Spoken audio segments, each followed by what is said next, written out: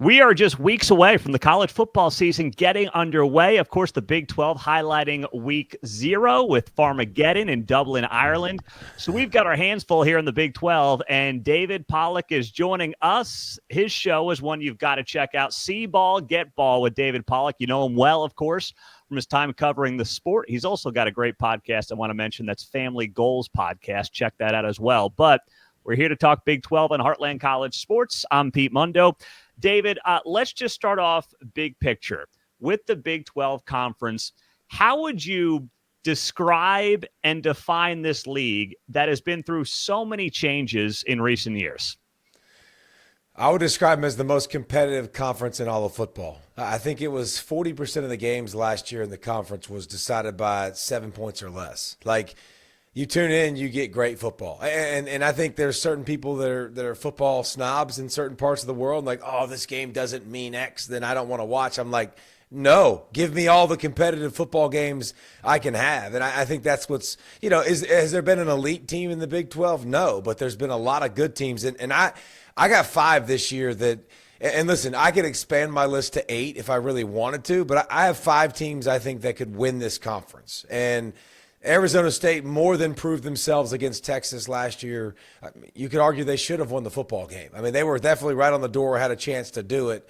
So I think it's a competitive league week in and week out. A lot of teams that can beat you, and I don't think it's going to be any different this year. So what about, those 5 teams you mentioned there? And you're right. There's probably 8 fan bases that think they can win the league this year. But who are those 5 that you've got at the top right now? I got Arizona State for obvious reasons. I don't think Arizona State's going to step backwards. I think with Kenny Dillingham, you're starting to see his personality, like he's cantankerous right now, which I freaking love. Like he's all up in him, talking about how bad practice is. And, complacency does set in for your squad. That's a real thing. And let's not get over our skis and think we're really, really great. And so that's something they're going to be fighting. And we can get more in depth with these teams whenever you ask later. But obviously Arizona State, Texas Tech with the revamp, the rehaul, everything's new. There's nobody that's benefited more from NIL than the state of Texas, period. Texas Tech, Texas A&M, they can flip over a couch cushion right here and find $5 or $6 million to kick into the program. Like they have that ability. I think Utah is a big bounce back team. Kyle Whittingham showed you who they are. The changes that we can go through too with, bringing in Beck as the OC, new QB with what they have. I think they'll go from 5 losses and be a contender in this league right away. I love Baylor. I'm Baylor through and through this year. I think now their schedule is pretty tough, but the Bears, I think the way they finished, you look back, you forget they were 2-4 a year ago. And, then all of a sudden they run off 6 straight. I think Baylor's in competition as well. And then that's 4 I named, right? I got Kansas State every year. Like Kleinman, as long as he's there, and Snyder for all those years too. But it just – they're such a good brand. Avery Johnson, another year under his belt. So those 5 to me right away stick out as contenders. And listen, TCU, Iowa State, BYU, we could have a debate, but I don't think they're going to be contending to win the league this year. Okay, so Texas Tech's getting a lot of attention with this revamp. The transfer portal, they hit real hard. How different of a coaching job is it for Joe McGuire or any coach to truly revamp an entire roster like he has to, get these guys to gel, and do it all without any preseason games? How difficult is that in this college football landscape? Here's what makes it difficult. Pete, I think there's a couple things that make it difficult. When you have all new players, it's very difficult. But another thing with them, they got a new OC. They got a new DC. They got all new coaches too. So to do it with new coaches and new players, every position is very different. I think it's very important that they've got their quarterback. Like that's a big deal. Like you have been there. You know what his strengths are. Now his injury, missing spring with his shoulder, that's a little bit concerning. Last year was a little bit beat up, but you saw him. He was really, really good. And Morton is not flashy. He's not the most, doesn't have the most sizzle to him, but it's super effective. So I think having him is a big deal. Defensive linemen, we're big, dumb animals, Pete. That's why the name of my show is See Ball, Get Ball. I'm a big, dumb defensive lineman. See ball, get ball. The ball moves, you go. I think, they brought in so many defensive linemen, and they weren't just players. they were players that everyone was going after. Texas, Georgia, everyone in the country was trying to spend big. And they spent big this offseason. They brought in the number one portal class in the nation for a reason. Texas Tech, to me, just feels like they're all in, man. So I think it takes time to gel. Their schedule's really good. They were 8-5 a year ago. They've got, players on both sides. Rodriguez on defense tackles everything in sight, right? Like, they've got some good players that you believe in, but they're going to have to mesh together, and I do think that takes a little bit of time. Okay, so let's talk about one of the other teams you mentioned, Utah. The defense is always going to be there under Kyle Whittingham. They had the quarterback last year. Now they've got this OC quarterback combo out of New Mexico State. New Mexico, yep. Yes, with Jason Beck and Devin Dampier. Is this Oklahoma's doing the same model? Are you expecting to see more of this in college football with OCs and quarterbacks basically following each other to big-time programs to keep that continuity in place? Yeah, I mean, well, here's the thing. A lot of times when you're taking somebody new, you're projecting, and you're trying to figure out strengths, weaknesses, what they can do, what they can't do. When I know a guy and I know what's inside of his chest, it makes it easier. Like, I know his habits. I know how much he studies. I know how much he cares. So I think it's not a surprise. And Utah won 5 games last year, which is not normal for them. Like, that is not Utah. That is not who they are or what they've been. They played 4 starting quarterbacks. That's part of the reason. You mentioned the defense. Morgan Scalley always plays great defense. They were top 25 last year in defense. They always are. I am so fascinated by this combination now because you got Devin Dampier who comes over. He is a threat to run the football. Like, he rushed for over 1,100 yards last year. Like, this dude, he's a running back that plays quarterback. Now you put him in an RPO system. But here's the thing. You put him with the best tackle tandem in the country, not just in the Big 12, in the country. Like, they've got the ground and pound smash. They've got control the clock. What is Whittingham going to have? Elite special teams, not beat themselves, play great defense. Like, this is so entertaining to me to watch. Like, I think this is a team with the schedule, too, that sets up really, really well because they've got Texas Tech, Arizona State, and Kansas State at home. So I gave you 5 contenders. They play 3 of them at home. That's a pretty good deal. They got to go to BYU. They got to go to Baylor. But I look at Utah. This is one of the most lock, stock, guarantee, bounce-back years because coaching, new addition to the offensive side of the football that makes them better along with what they already do. I think Utah bounces back in a big way. Now, there are, of course, a couple of new coaches in this league, and these teams are not expected to compete. But I saw you posting on X about Rich Rod the other day, obviously, old school mentality. You seem to appreciate that about Rich Rod. So this can either fail colossally or be a huge success with him back at West Virginia 2.0. How do you see it playing out?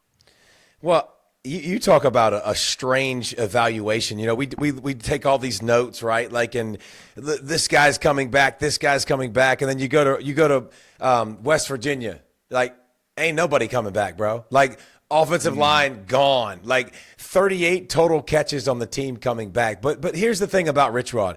He's got his running back, which is great. He's got an elite running back, and when you think about his teams back in the day with the speed of Slayton and Devine and those guys that went crazy, like it was his system. It was play fast. It was give the running back the ball, get more possessions. What happens when you play faster? You play faster, you make the defense play more simplistic. When you make the defense play more simplistic, you can get more cracks at the apple, more big plays, wear them out. Like he's kind of got he's always had that innovative mind since he was at Clemson with Woodrow Dancer a long time ago, man, like way in the throwback machine. So he's no nonsense. He's turned it all over. I have no clue.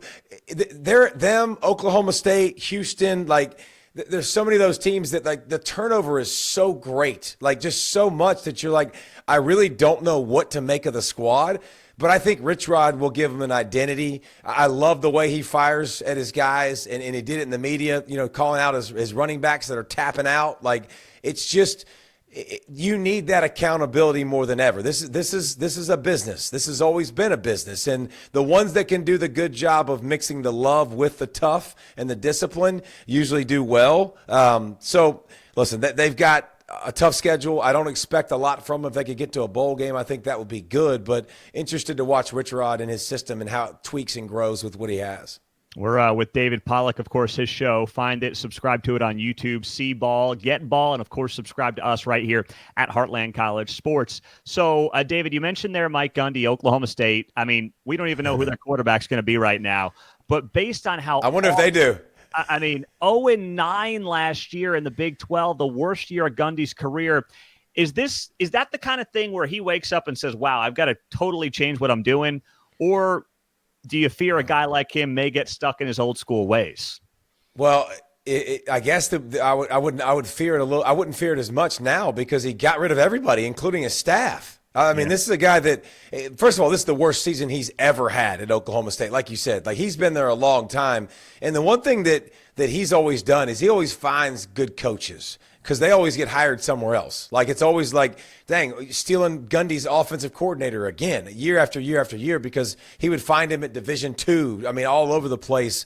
Listen, I think a minimum of 60 guys new on that roster. Like, that's ridiculous. I mean, all the new coaches on both sides of the football. QB, what is it going to be? You bring in Meacham and that style of offense, which I think he'll bring his – I think the quarterback from TCU will be his guy, because I think that's, Flores, right? Like he's the guy that got some experience with him. And again, kind of goes with what you talked about earlier, guys coming with him that they know your system, you know what to expect, so you got a good baseline. But I have no clue what to expect from Oklahoma State. Last year is not what Oklahoma State's been. I mean, Gundy's found a way to be competitive, most seasons. Very rarely are you ever going to see that. We've never seen that in his tenure. So then what about when you look at a team that also was surprising on the other end, Colorado? I mean, they were picked in the bottom half of the league. They finished tied at the top. They don't make the Big 12 championship. The big stars are gone. Deion's coming off bladder cancer. I mean, first off on Deion, is he the biggest star in this sport today, or is it somebody else? Golly, he's got to be up there, doesn't he? And I think I have a buddy that's a big Colorado fan, and he told me when he hired Deion a couple years ago, he's like, you got to realize, dude, because people were talking about he's going to leave. He's going to leave. He's going to leave. He's going to come and have success and leave. He's like, I don't give a crap. I just want to be relevant. And you are. Like, you hired him at Colorado, and you're relevant. And if you look at – here's what I'd want if I'm a Colorado fan. Listen, Shador and Travis Hunter, specifically Travis Hunter, who just won a Heisman, like – I know we're going to take a step backwards because I'm losing a great player on both sides of the football with a receiver and a DB and Travis Hunter, a unicorn.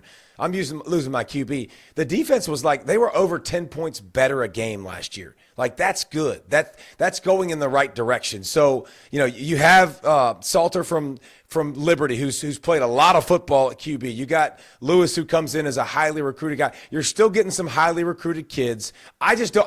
If I'm a Colorado fan, don't fall off a cliff, please. Like, be competitive in some football games. Battle for a bowl game. Let's not go back to the offers and the one-win season. That's what Colorado fans don't want. But, Prime definitely, everything he says is talked about, and he's loved or he's hated. It just depends on, how you see him through which pair of glasses.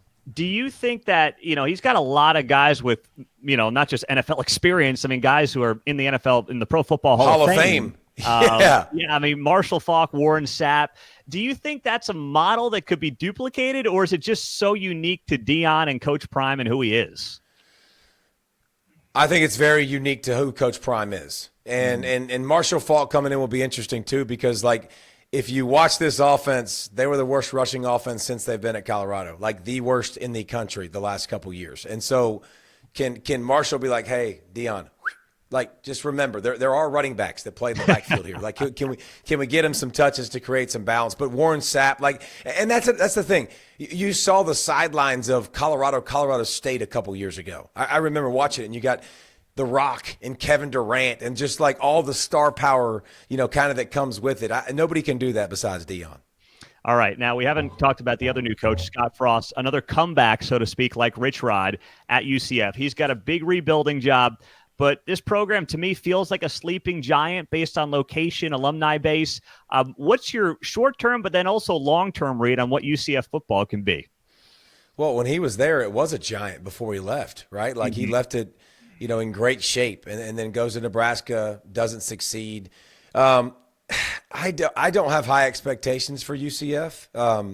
You see Gus Malzahn, and he gets out of there. He's like, I'm good, bro. I'm out. Like, I think you kind of – listen, what you say is right. I think you say sleeping giant because of proximity. Like, you can throw a rock at Central Florida and hit a kid that can probably run a 4.4. Like, I mean, there's just so much speed in the state of Florida and athletic ability, but – they've got a lot of work to do. I'm interested to watch Scott Frost because the Central Florida he joins is not the Central Florida he left. Mm-hmm. From a talent standpoint, what he inherited the first time, it was way better.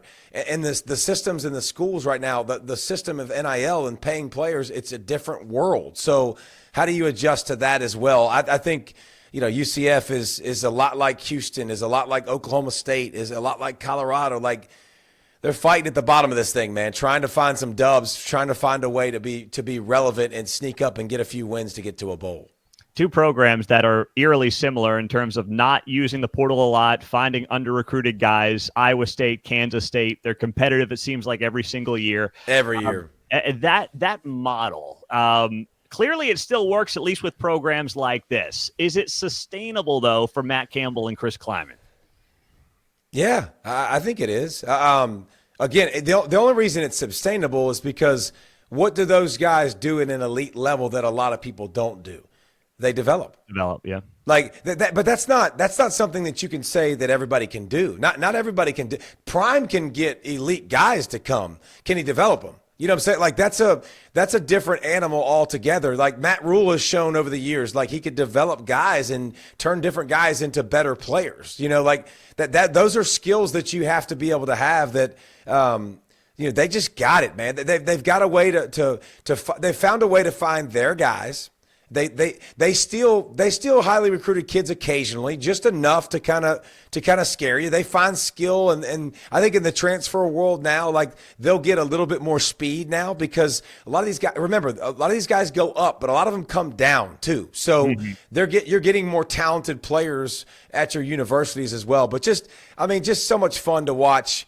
Kirk Ferentz, those guys, like they don't beat themselves. They understand who they are, and Kleiman and Campbell both do that as well as anybody. The penalties, the negative plays, like just they have to stay away from those things. They preach those things. It's they don't have a lot of superstar power. That's where I think Kansas State becomes really interesting to me for winning the league and why I got them in this tier.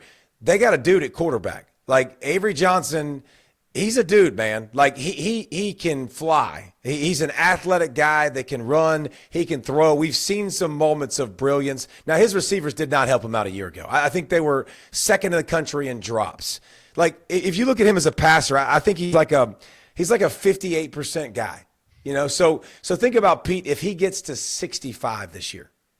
Like he gets to 65. They catch more balls. The ground game has been there. Like the ground game's always there. He still makes plays and evolve. Like that's a team that now can take that next leap, can compete at a high level. So, and Rocco Beck has been really good. Like this dude's up here with the greatest to ever put on that uniform with Iowa State. Excuse me. Like that dude's got, he's got so many passing yards and touchdowns, but he lost his two dynamic receivers who was the best 1-2 punch, one of the best in the country a year ago. So interesting to see how they replace. What about just where the Big 12 is at under Brett Yormark and the future of the college football playoff? They've really dug in on a 5+11 playoff model, not wanting any part of the 4-4-2-2 model. Is that the right approach for the Big 12? It's going to be very fascinating because the playoffs are going to expand. Like just go ahead and write it down. Like it's money. It's going to expand. The more money, the more better. More money, more problems, more better, whatever you want to call it. Like I'm okay with that. I'm understanding that's going to happen. But I think the Big 12, the best way for them is to get some of these big games, to get some marquee games and wins. Even in a loss last year with the Texas game, Arizona State got street cred.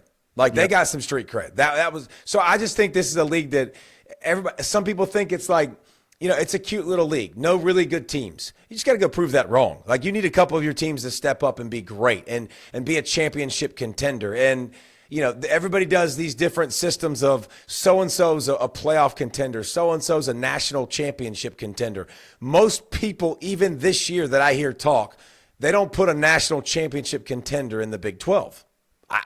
I think Arizona State is. Like, I think when you got Sam Leavitt, I think when you got Dillingham, Tyson back healthy, like the additions, the leader, the senior 17 returning guys, like the experience, Arroyo, the OC, like I think they got a legit chance to win 2 or 3, 4 games in the playoffs and win it all. That's what this league needs, I think, to get back to I don't think there's a system. I don't think there's a model that is going to change that unless when they go win and they win at a high level and you beat really, really good teams, that's when you start to open people's eyes. We'll end on this, David Pollack. What is your favorite Big 12 venue, stadium that you've been to, either covering it or playing in it?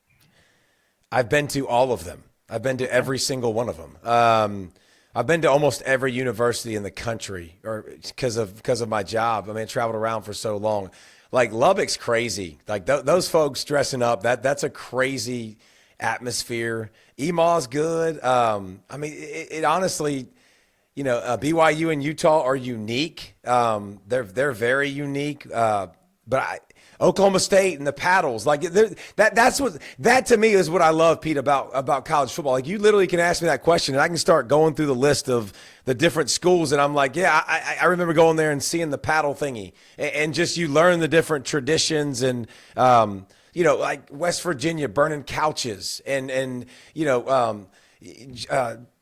thank God I'm a country boy, blaring through the speakers, like it's just, or Country Boy by John Denver, Country Roads, gosh, completely screwed that up. But like that is what makes college football so cool, so unique. And there's plenty of atmospheres like that in the Big 12 that we've seen that are really, really, really cool, that are elite atmospheres that people don't want to play in.